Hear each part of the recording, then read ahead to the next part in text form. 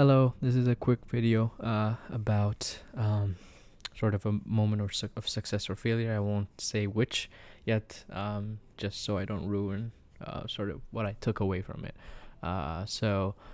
Ethiopia is landlocked. That's where I'm. That that's where I'm from, and I've never seen an ocean yet. I found myself being followed by a shark everywhere I went, um, on gymnasium walls and newsletters and always like just a great white shark just continued to follow me, and that's because it symbolized the school I went to, Sanford International School, which is an African, obviously Ethiopian school. And I had learned about Ethiopia's um, beautiful history of warrior poets and heroic runners. Our prime minister, in fact, is a Nobel laureate, and recently Ethiopians everywhere banded together to finance a Grand Renaissance Dam. And I also learned that my school's founding father, Brigadier General Sanford, fought fascists along Haile Selassie, ensuring that we remain the only African nation never to have been colonized. Nevertheless, neither our website nor school leadership could tell me why or when the shark became our mascot. This strengthened my initial impression that in light of my school and our nation's rich history of struggling to unite for change, the shark protruded as an impostor.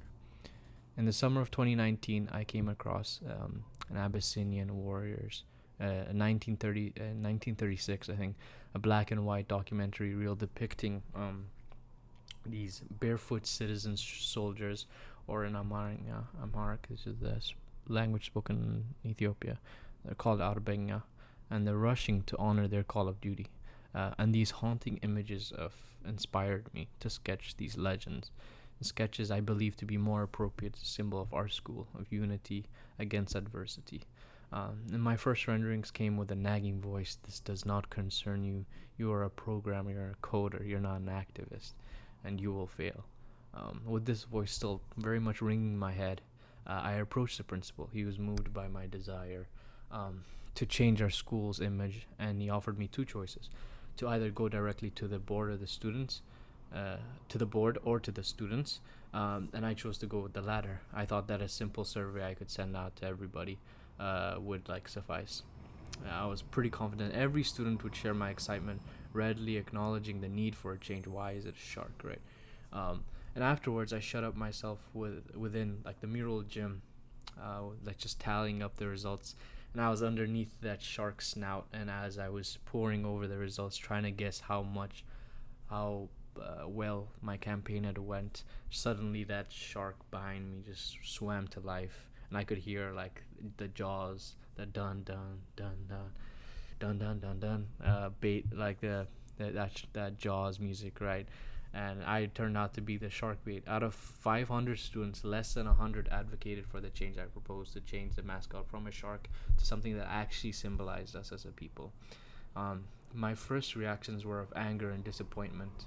I could not fathom why students identified with something foreign, with the shark, and our shared unique Ethiopian history. However, in going back to that old documentary reel I had mentioned earlier, I realized that I was actually the one to blame. I noticed that the chaotic scene of all those citizen warriors, was in fact actually organized, as if a voice in their midst led them. My voice was nowhere. I had never explained why sharks was more than a mere image, nor why the Arbenga were more than mere silhouettes. They are real to me, and I could not escape the fact that I had not led them well. I never stood in the gap, rallying my peers with my words and effigies, personifying the passion that inspired those sketches in the very first place. It was no surprise, therefore, that most stuck with Jaws, with the shark, and so that shark continues to follow me, and it will haunt me for the rest of my life. Something foreign has become a bridge connecting me to Ethiopia's history of struggling to change our externally prescribed lot in the world. It has become a reminder that change demands sacrifice, right? And standing up for an ideal rather than simply soliciting support, safe behind a computer screen or a survey. I see this lesson playing out all over Ethiopia and Addis Ababa, and all the states in the U.S. Really, none will see. I realize none will see my warriors or on my my high school's walls or football jerseys. And in a way, the original voice in my head was right. I had failed, and maybe it's a good thing no one saw those, because I'm not the best artist. But nevertheless, these citizen warriors that I drew are permanently seared on my psyche, defining my very being. I now find myself. I now find myself within my stenciled kin, within those that I drew, and that is arguably a more profound and worthwhile change than the one I first set out to seek. So, if you do not have the voice of everyone, you're just spouting your own, and you can't get anywhere without communication. That's really my takeaway from that.